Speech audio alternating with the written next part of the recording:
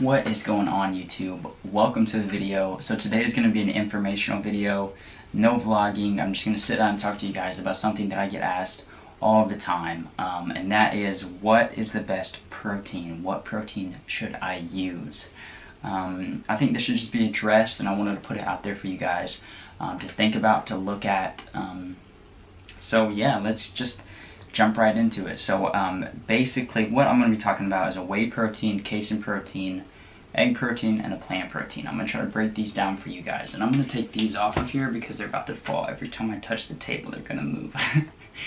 But this is the Ghost whey protein, by far the best tasting. I think it's my favorite right now.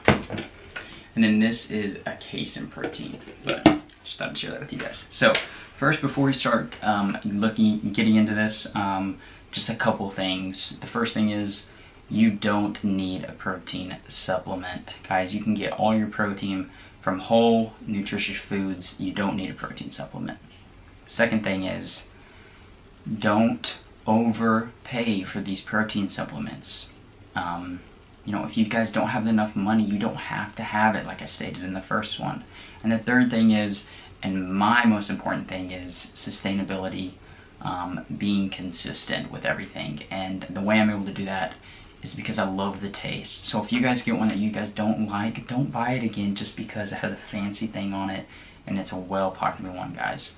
Buy the one that you think tastes great and you can do it for a long period of time drinking that shake, whether that's in smoothies, mixing it in pudding, anything like that. Grab the one you think tastes the best. So now that we got those out of the way, let's talk about protein. Protein is basically a large molecule that plays a huge role in the body. Protein can be broken down into amino acids, which the body uses for many things. Preferably the structure, function, and regulation of the body's tissues and organs. In the fitness industry, we talk a lot about muscle, so specifically muscle. There are 20 types of amino acids in your body. 9 of those that we need to get from the diet. Protein makes up an essential component of muscle, skin, and bones in the body as a whole, so they are very important in your diet, especially if you're on a calorie deficit, or really just any time you need to be making sure you get enough protein to keep that lean body mass. The second thing when you talk about, before we get into it, is muscle protein synthesis. So basically what muscle protein synthesis is the anabolic state of your body's muscles. So anabolic means the building up, so the building of protein. Anabolism is going from a smaller molecule to a bigger molecule. And then on the reverse side, there is muscle protein breakdown, which we need to talk about. That is basically the catabolic state of muscle, meaning going from a large molecule to a smaller molecule. So muscle protein breakdown, synthesis, you can think of as building muscle, and muscle protein breakdown you can think of as losing muscle. So, and it should be noted that each thing I talk about is going to have research to back it up. So I'm not just throwing BS at you guys. I actually want you guys to see the research that is being done over these supplements. So I will talk about each of these in order, and each one of them I will have the studies that go with it down in the link in the description below. You guys, if you guys want to look at the research, which I encourage you guys to do, don't just take my word on it. Go look at the research, see for yourself which one you think is best, and I'll have that down there for you guys, like I said. So basically what I'm going to do is talk about whey protein, tell you guys what it is, give you guys some research on it. You guys feel free to go look it up. And that's it. So let's get to the first protein. The first protein I'm going to talk about is whey protein. This is by far the most popular and deemed the king of protein. It is most popular due to how quick it can be digested. It is also rich in BCAAs. Whey protein makes up 20% of milk, which you know comes from an animal, making it complete protein. So a complete protein has all the essential amino acids we need, and incomplete protein does not. So the first thing to talk about, the first research, first article I looked at was a study in young men who did resistance training. The study showed that whey protein increased muscle protein synthesis by 31% more than a plant protein, or soy protein specifically, and 132% more than a casein protein following resistance training. Now, this is muscle protein synthesis, which we talked about, is the building up of muscle. So whey protein seemed to be key in this study at that.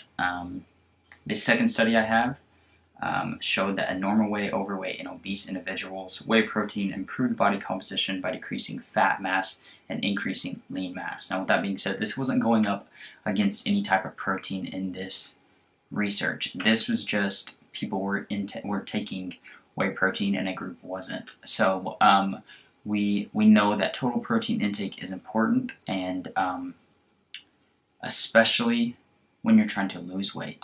So that is more important than just the whey. So we see that they're taking in more protein, and that's what caused them to lose weight. So I don't necessarily think that in this particular research it was right. It wasn't against a different protein, basically, is what I'm trying to get to. And the third study showed, kind of like with the second study, it was just the difference between a plant protein and a regular protein, and it had, or a whey protein, and it had the whey protein winning. Now, it should be noted that the whey protein actually had more protein intake, and we know that total protein intake increases and has shown greater benefits on losing weight. So, with that being said, to wrap up whey protein, it is just a quickly digesting protein. It has a lot of amino acids, and it's supposed to increase muscle mass, strength, and increased fat loss through muscle protein synthesis. Okay, so the next protein we have is casein protein. I've only used casein protein for a little bit, and I usually mix it with oatmeal, because when you mix it with water, it just makes pudding. So I wouldn't advise doing that and trying to drink it. If you're going to do it, mix it with like it'd be good in a shake. It really thickens up a shake. It's real thick, and I'll tell you why in just a second. But I use this and I mix it with the oatmeal. You guys have probably seen it. Hopefully you guys have watched my other videos. But if you haven't, go back and watch those, please. But you can see that I mix this with oatmeal.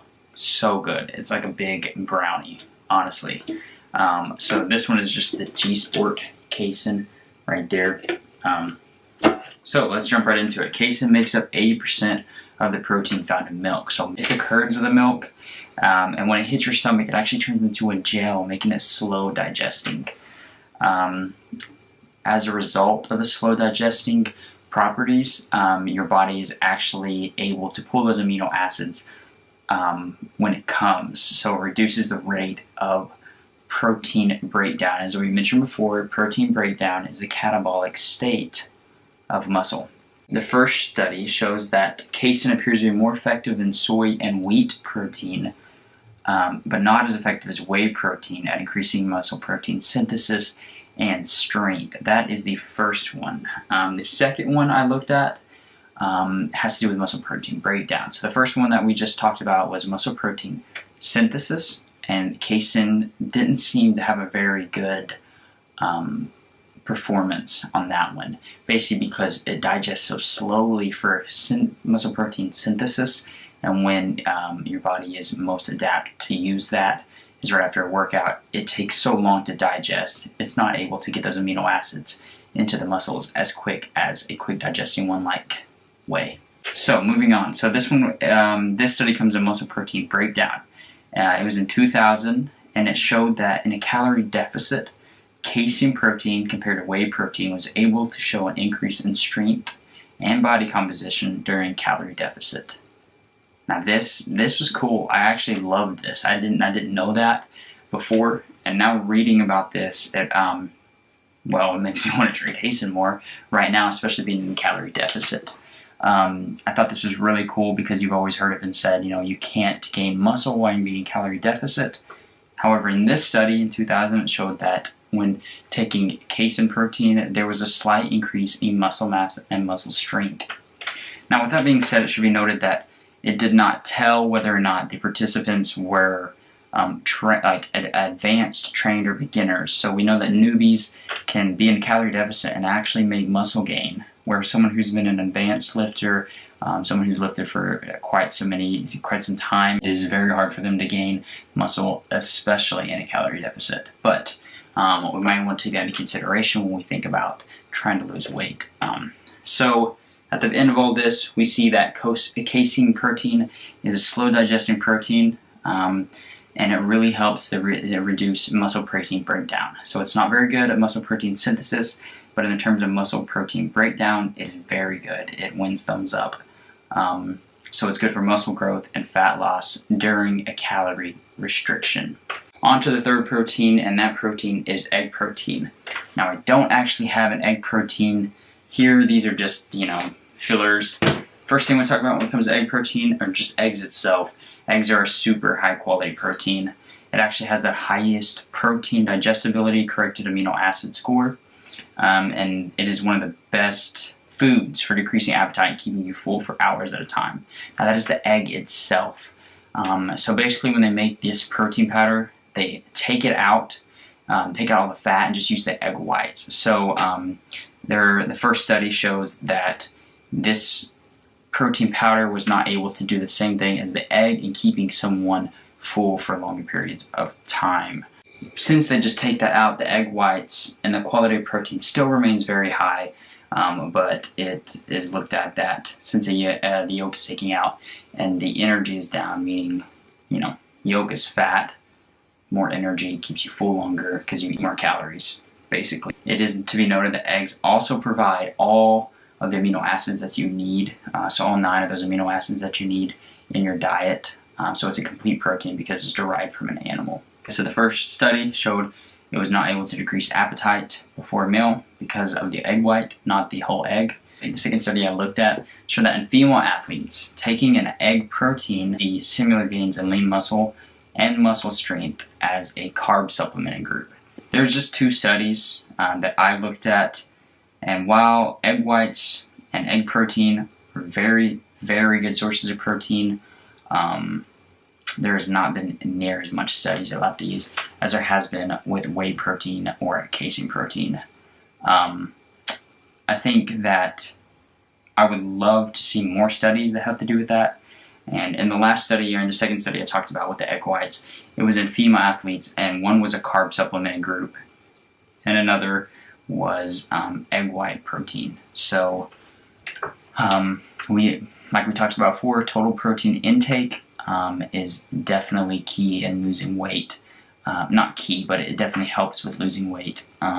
So it is obvious that a carb supplemented group will see less results than a protein supplemented group in terms of weight loss. So that is egg whites. Moving on, plant protein.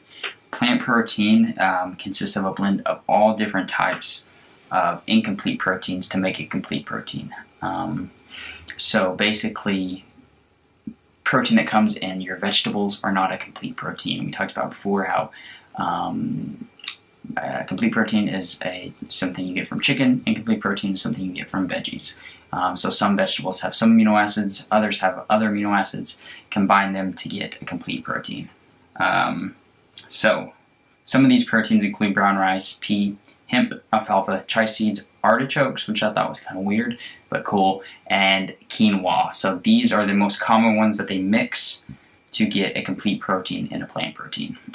Plant proteins seem to digest very slowly because they have a high fiber content, and then, which is also good for muscle protein breakdown because the slower it comes in, the longer your body has time to grab it and to decrease the muscle protein breakdown. It can also be a problem though for some because it does not increase muscle protein synthesis as much because it's slow digesting. The first study we looked at younger men involved in resistance training with 60 grams of either whey, pea protein, or pea rice protein, or pea rice protein plus a digestive enzyme to help speed up the reaction of the enzyme, showed that pea rice protein and digestive enzymes actually led to a faster appearance of amino acids in the blood comparable to whey protein, which is cool.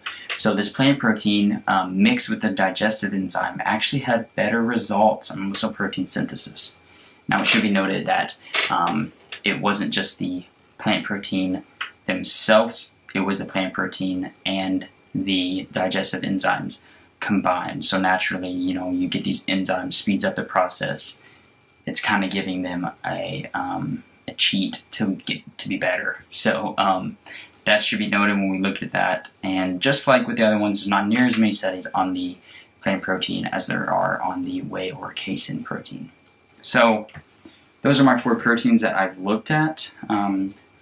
After all of this, to the main point, which one do I think is best? I think it just depends. It depends on what your health and fitness goals are, your tolerances and dietary preferences definitely are. You know, if you're lactose intolerant, it's probably not great to have a whey protein or a casein protein. And at the same sense, if you're a vegetarian or vegan, probably best to have a plant protein. But in terms of fitness goals, you know, if you were trying to lose weight, whey protein is very, very good, and casein protein was actually seen to be the best for muscle protein breakdown and increasing strength and body composition during calorie restriction, which is super cool. So that is great for increasing muscle mass. Whey protein had the most protein synthesis. However, pea plant protein and egg white protein also do a very good job in digesting quick. Well, no, sorry, take that back. Egg protein and whey protein are quick at digesting, and the plant protein mixed with the digestive enzyme all seem to have very good protein synthesis performances.